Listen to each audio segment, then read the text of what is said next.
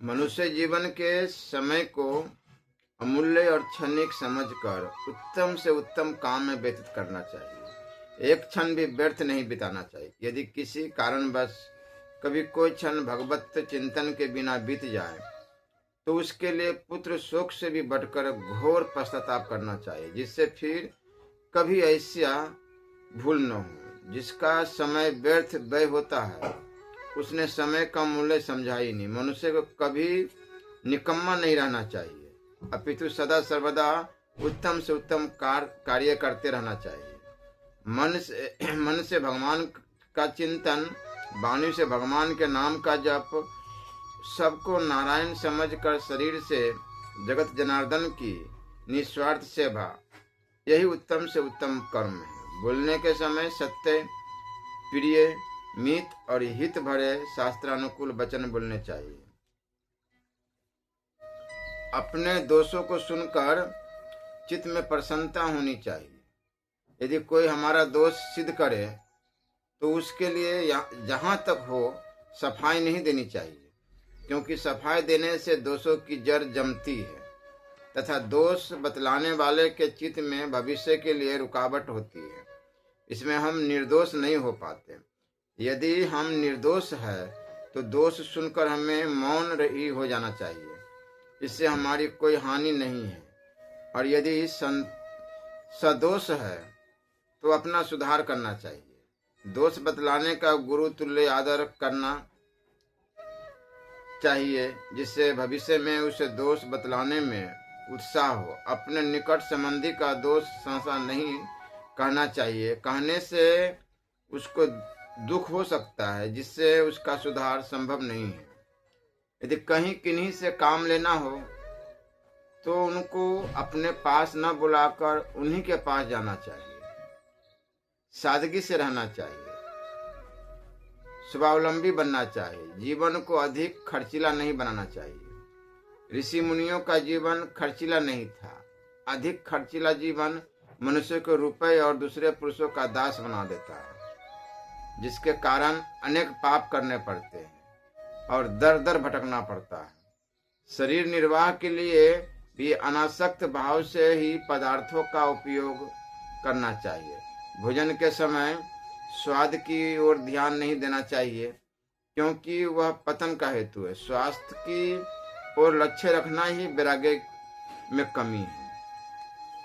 कल्याणकामी पुरुषों को तो वैराग्य युक्त चित्त से केवल शरीर निर्वाह के लिए ही भोजन करना चाहिए। व्यवहार के समय भजन ध्यान में मुख्य वृत्ति और संसारिक कामों में गौण वृत्ति रखनी चाहिए।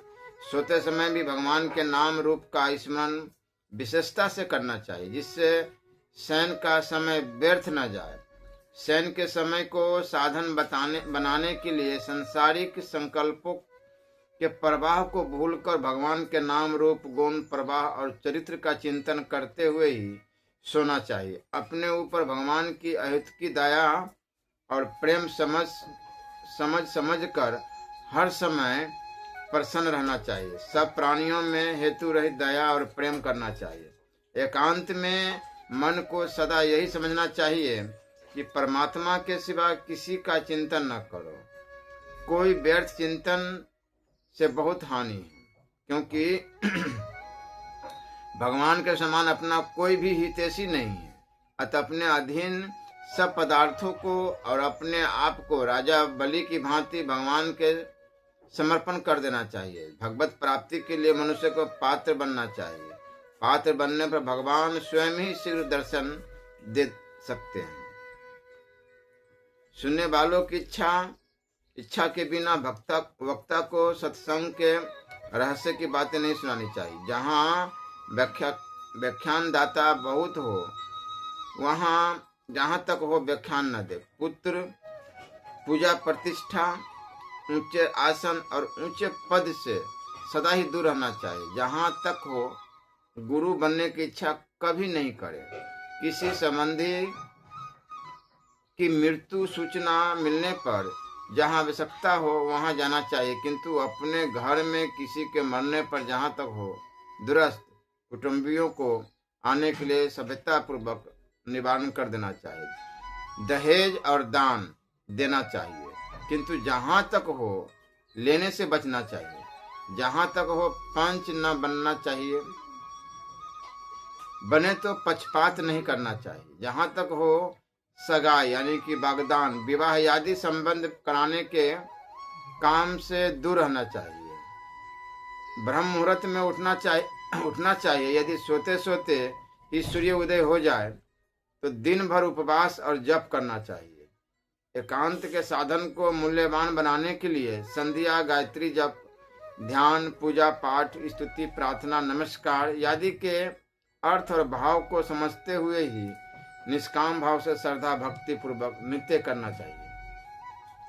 भगवत प्राप्ति में पवित्र और एकांत देश का सेवन, सत्संग और स्वाध्याय, परमात्मा का ध्यान और उसके नाम का जप, निष्काम भाव, ज्ञान, वैराग्य और उपरति, इनके समान कोई भी साधन नहीं।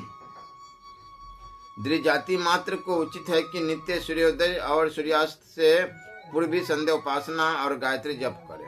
भगवान के नाम रूप को याद रखते हुए ही सामाजिक, व्यवहारिक, आर्थिक आदि कार्य न्याय पूर्वक निस्वार्थ भाव से करे, क्योंकि अपनी सारी चेष्टा निस्वार्थ भाव से दूसरे के हित के लिए करने से ही कल्याण होता है। स्नान और नित्य कर्म के बिना दातुन और जल के सिवा कुछ भी मुख में न ले। श्री भगवान के भोग लगाकर तथा यथा धिक्कार, बलि, विश्व देवी आदि करके ही भोजन करे। तुलसी दल के सिवा चलते फिरते या खड़े हुए भी कोई भी चीज कभी न खाए। भोजन के आदि और अंत में आचमन करे। एकांत में दो आदमी बात करते हो तो उनकी सम्मति के बिना उनके समीप न जाए। जीव हिंसा को बचाता हुआ चले।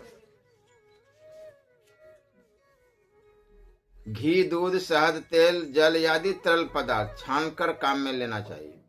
कर्तव्य का पालन न होने पर तथा अपने से बुरा काम बन जाने पर पश्चाताप करे, जिससे कि फिर कभी वैसा न हो। कर्तव्य कर्म को झंझट मान लेने पर वह भार रूप हो जाता है, विशेष लाभदायक नहीं होता। वही कर्म भगवान को याद रखते हुए प्रसन्नता पूर्वक मुग्ध होकर किया जाए तो बहुत ऊंचे दर्जे का साधन बन जाता है। अकर्मण्यता, कर्तव्य से जी चुराना महान हानिकारक है, पाप का प्रायश्चित है, किंतु इसका नहीं, अकर्मण्यता त्याग ही इसका प्रायश्चित है। कर्तव्य पालन रूप परम पुरुषार्थी मुक्ति का मुख्य साधन। धन का प्राप्त होना यद्यपि अपने बस की बात नहीं है, तथापि मनुष्य को शरीर निर्वाह के लिए कर्तव्य बुद्धि से न्यायुक्त परिश्रम तो अवश्य करना चाहिए। सुख दुख आदि के प्राप्त होने पर उनको भगवान का मंगल विधान समझकर हर समय परम संतुष्ट रहना चाहिए। उत्तम काम को शीघ्र करने की चेष्टा करे, क्योंकि शरीर का कोई भरोसा नहीं है। जिसमें प्राणियों की हिंसा होती हो ऐसी किसी चीज को व्यवहार में न लावे। रेशम और तुष काम में न ले। हिंसा युक्त शहद, मृग चम्र और कस्तूरी काम में न ले। जहां तक हो मिल की बनी चीजें खाने के काम में न ले। ईश्वर की सत्ता पर प्रत्यक्ष से बढ़कर विश्वास रखें, क्योंकि ईश्वर पर जितना प्रबल विश्वास होगा साधक उतना ही पाप से बचेगा और उसका साधन तीव्र होगा। सदा सर्वदा ईश्वर पर निर्भर रहना चाहिए। इससे धीरता, वीरता, गंभीरता, निर्भयता और आत्मबल की वृद्धि होती है। विशुद्ध ईश्वर प्रेम एक बहुत गोपनीय परम रहस्य की वस्तु है। उससे बढ़कर संसार में कोई उत्तम वस्तु नहीं। ईश्वर के ज्ञान के समान कोई ज्ञान नहीं। ईश्वर के प्रभाव के समान कोई प्रभाव नहीं। ईश्वर के दर्शन के समान कोई दर्शन नहीं। महापुरुषों के आचरण से बढ़कर कोई अनुकरणीय आचरण नहीं। भगवत भाव से बढ़कर कोई भाव नहीं। समता से बढ़कर कोई न्याय नहीं। असत्य के समान कोई तप नहीं। परमात्मा की प्राप्ति के समान कोई लाभ नहीं। आज सत्संग के समान कोई मित्र नहीं। कुसंग के समान कोई शत्रु नहीं। दया के समान कोई धर्म नहीं। हिंसा के समान कोई पाप नहीं। अब ब्रह्मचर्य के समान कोई व्रत नहीं। ध्यान के समान कोई साधन नहीं। शांति के समान कोई सुख नहीं। ऋण के समान कोई दुख नहीं। ज्ञान के समान कोई पवित्र नहीं, ईश्वर के समान कोई इष्ट नहीं, पापी के समान कोई दुष्ट नहीं। ये एक एक अपने अपने स्थान पर अपने अपने विषय में सबसे बढ़कर प्रधान है। कामी के साख नहीं, लोभी के नाक नहीं, क्रोधी के बाप नहीं, अज्ञानी के थाप नहीं, भक्त के साप नहीं, नास्तिक के जप नहीं, अज्ञानी के माप नहीं। अर्थात इन लोगों पर इन पदार्थों का प्रभाव नहीं पड़ता। गंगा के समान कोई तीर्थ नहीं, और गौ के समान कोई सभ्य नहीं, और गीता के समान कोई शास्त्र नहीं, गायत्री के समान कोई मंत्र नहीं, एवं गोविंद के समान कोई देव नहीं। गंगा स्नान, गौ की सेवा, अर्थ सहित गीता का अभ्यास, गायत्री का जप और गोविंद का ध्यान, इनमें से किसी एक का भी निष्काम भाव और श्रद्धा भक्ति पूर्वक सेवन करने से कल्याण हो सकता है। जिसने सत्य, अहिंसा, क्षमा, दया, समता, शांति, संतोष, सरलता, तितिक्षा, त्याग आदि शस्त्र धारण कर रखे हैं, उसका कोई भी शत्रु किंचन मात्र भी अनिष्ट नहीं कर सकता। आचरणों के सुधार की जड़ स्वार्थ का त्याग है। झूठ से बचने के लिए जहां तक हो भविष्य के निश्चित वचन नहीं कहने चाहिए। भगवान की प्राप्ति के सिवा मन में किसी भी बात की इच्छा नहीं रखनी चाहिए, क्योंकि कोई भी इच्छा रहेगी तो उसके लिए पूर्व जन्म धारण करना पड़ेगा। इसलिए इच्छा, वासना, कामना, तृष्णा आदि का सर्वथा त्याग कर देना चाहिए। बार बार मन से पूछो कि बतला तेरी क्या इच्छा है, और मन से यह उत्तर मिले कि कुछ भी नहीं है। इस प्रकार अभ्यास से इच्छा का नाश होता है, यह निश्चित बात है। महात्मा के हृदय में किसी प्रकार की भी इच्छा रहती ही नहीं। हमें भी उसी प्रकार बनना चाहिए। संसार के किसी भी पदार्थ से आसक्ति नहीं करनी चाहिए, क्योंकि आसक्ति होने से अंत काल में उसका संकल्प हो सकता है। संकल्प होने पर जन्म लेना पड़ता है। सता और आसक्ति को लेकर जो स्फुरना होती है उसी का नाम संकल्प है। महात्मा पुरुषों का पूर्व जन्म नहीं होता, क्योंकि उनके हृदय में किसी प्रकार का भी किंचन मात्र भी संकल्प रहता ही नहीं। प्रारब्ध के अनुसार केवल स्फुरना होती है, जो कि सत्ता और आसक्ति का अभाव होने के कारण जन्म लेने वाली नहीं है, तथा कार्य की सिद्धि या असिद्धि में उनके हर्ष, शोक आदि कोई भी विकार लेश मात्र भी नहीं होते। यही संकल्प और स्फुरना का भेद है। आसक्ति वाले पुरुष के मन के अनुकूल होने पर राग और हर्ष तथा प्रतिकूल होने पर द्वेष और दुख होता है। निंदा, स्तुति आदि सुनकर जरा भी हर्ष, शोक, राग, द्वेष आदि विकार नहीं होने चाहिए। कल्याणकामी मनुष्य को उचित है कि मान और कीर्ति को कलंक के समान समझे। हर समय संसार और शरीर को काल के मुख में देखे। मरुभूमि में जल दिखता है, वास्तव में है नहीं। अतः कोई भी समझदार मनुष्य प्यासा होते हुए भी वहां जल के लिए नहीं जाता। इसी प्रकार संसार के विषयों में भी सुख प्रतीत होता है, वास्तव में है नहीं। ऐसा जानने वाले विरक्त विवेकी पुरुष की सुख के लिए उनमें प्रवृत्ति नहीं होती। जीवन मुक्त ज्ञानी महापुरुषों की दृष्टि में संसार स्वप्न है, इसलिए वे संसार में रहकर भी संसार के भोगों से लिप्त नहीं होते।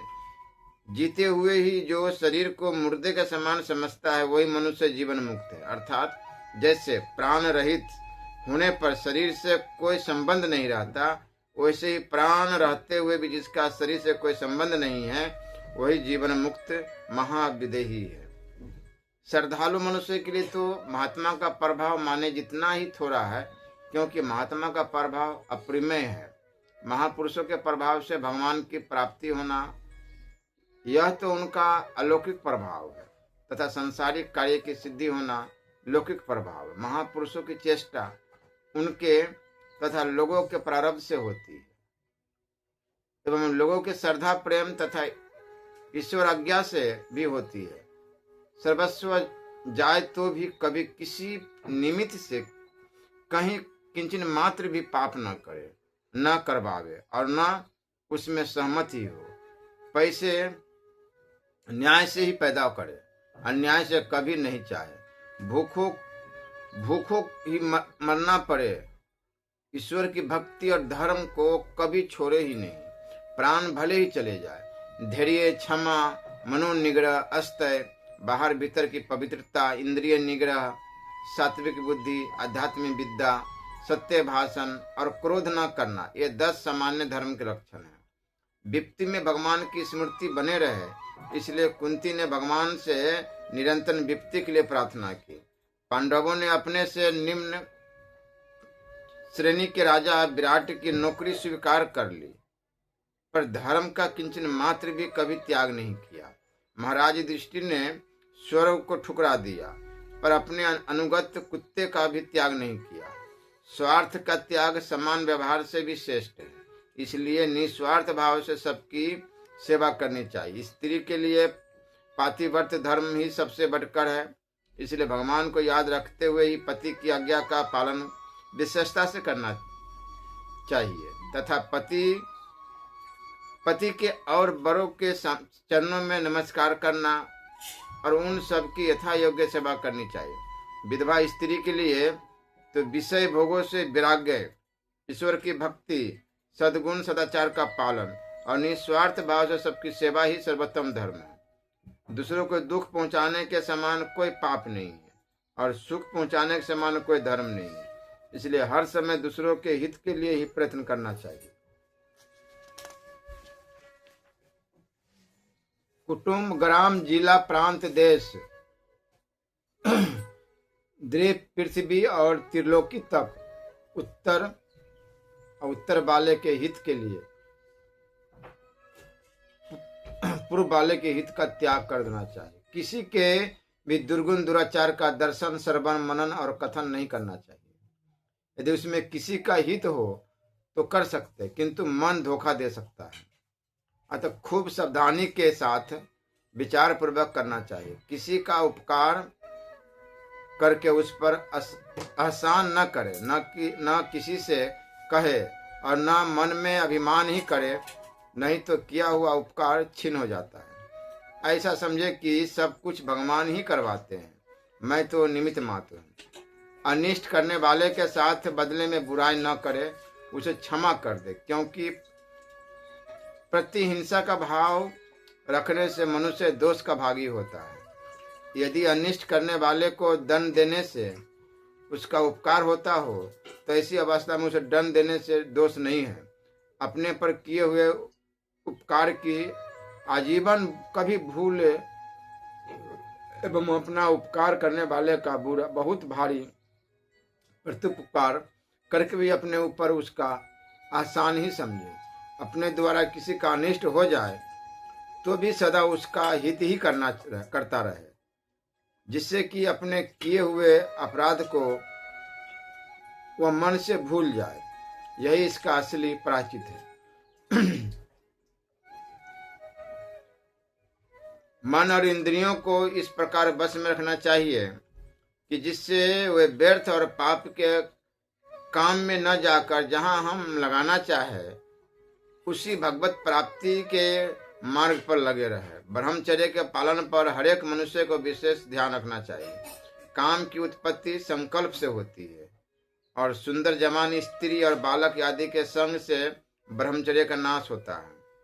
गृहस्थी मनुष्य को महीने में एक बार से अधिक स्त्री प्रसंग नहीं करना चाहिए। ऋतुकाल पर महीने में एक बार स्त्री प्रसंग करने वाला गृहस्थी ब्रह्मचारी के तुल्य है। जीते हुए मन इंद्रिय मित्र के समान है और न जीते हुए विषयासक्त मन इंद्रिय शत्रु के समान है। शरीर और संसार में जो आसक्ति है वही सारे अनर्थों का मूल है, उसका सर्वथा त्याग करना चाहिए। कोई भी सांसारिक भोग खतरे से खाली नहीं है, इसलिए उससे दूर रहना चाहिए। कंचन, कामनी, मान बड़ाई, ईर्षा, आलस, प्रमाद, ऐश आराम, भोग, दुर्गुण और पाप को साधन में महान विघ्न समझकर इन सब का विष के तुल्य सर्वथा त्याग करना चाहिए। ज्ञान, वैराग्य, भक्ति, सद्गुण, सदाचार, सेवा और संयम को अमृत के समान समझकर सदा सर्वदा इनका सेवन करना चाहिए। सोचाचार से सदाचार बहुत ऊंचा है, उससे भी भगवान की भक्ति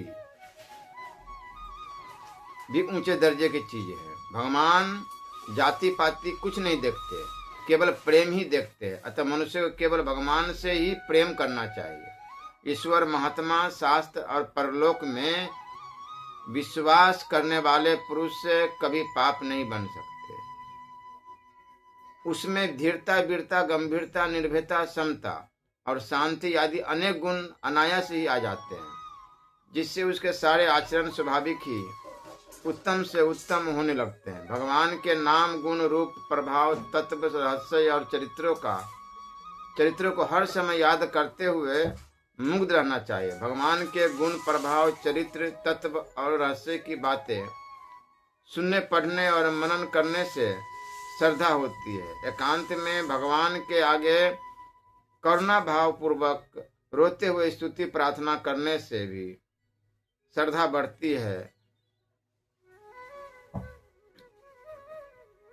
ऊपर बतलाई हुई बातों पर विश्वास करके उसके अनुसार अनुष्ठान करने से भी श्रद्धा होती है।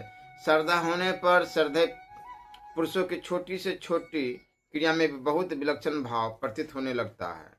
माता पिता, पति, स्वामी, ज्ञानी, महात्मा और गुरुजनों की श्रद्धा पूर्वक निस्वार्थ सेवा से आत्मा का सिर कल्याण हो सकता है। निष्काम कर्म और भगवान के नाम जप से, धारणा और ध्यान से एवं सत्संग और स्वाध्याय से मल, विक्षेप और आवरण का सर्वथा नाश होकर भगवत प्राप्ति शीघ्र हो सकती है। शीघ्र कल्याण चाहने वाले मनुष्य को परमात्मा की प्राप्ति के सिवा और किसी भी बात की इच्छा नहीं रखनी चाहिए, क्योंकि इसके सिवा सब इच्छाएं जन्म मृत्यु रूप संसार सागर में भरमाने वाली है। परमात्मा की प्राप्ति के लिए मनुष्य को अर्थ और भाव के सहित शास्त्रों का अनुशीलन और एकांत में बैठकर जप, ध्यान तथा अध्यात्म विषय का चिंतन नियम पूर्वक नाम जप करना चाहिए। अनिच्छा या परीक्षा से होने वाली घटनाओं को भगवान का भेजा हुआ पुरस्कार मान लेने पर काम, क्रोध आदि शत्रु पास नहीं आ सकते। जैसे सूर्य के सम्मुख अंधकार नहीं आ सकता। जीव, ब्रह्म और माया के तत्व को समझने के लिए एकांत में बैठकर विवेक और वैराग्य युक्त चित्त से नित्य प्रति परमात्मा का चिंतन करते हुए आध्यात्म विषय का विचार करना चाहिए, जिससे ईश्वर की दया और प्रेम के तत्व रहस्य को जान लिया जाए या जान सके। शांति और आनंद की सीमा नहीं रहती। जो अपने आप को ईश्वर के अर्पण कर चुका है और ईश्वर पर ही निर्भर है, उसकी सदा सर्वदा सब प्रकार से ईश्वर रक्षा करता है। इससे वह सदा के लिए निर्भय पद को प्राप्त हो जाता है। प्रेम पूर्वक जप सहित भगवान के ध्यान का अभ्यास, श्रद्धा पूर्वक सत्पुरुषों का संग, विवेक पूर्वक भाव सहित सत शास्त्रों का स्वाध्याय, दुखी, अनाथ, पूज्य जन तथा वृद्धों की निस्वार्थ भाव से सेवा, इनको यदि कर्तव्य बुद्धि से किया जाए तो ये सब एक एक साधन शीघ्र ही कल्याण करने वाले। भगवान बहुत दयालु है और बड़े दयालु है, प्रेमी है। जो साधक इसका तत्व समझ जाएगा, वह भगवान की शरण होकर शीघ्र ही परम शांति को प्राप्त हो जाएगा। सर्वत्र भगवत भाव के समान कोई भाव नहीं है, और सर्वत्र भगवत भाव होने से दुर्गुण और दुराचारों का अत्यंत अभाव होकर सद्गुण और सदाचार अपने आप ही आ जाते हैं। वस्तु मात्र को भगवान का स्वरूप, चेष्टा मात्र को भगवान की लीला समझने से भगवान का तत्व समझ में आ जाता है। श्री राधा वल्लभ लाल की जय।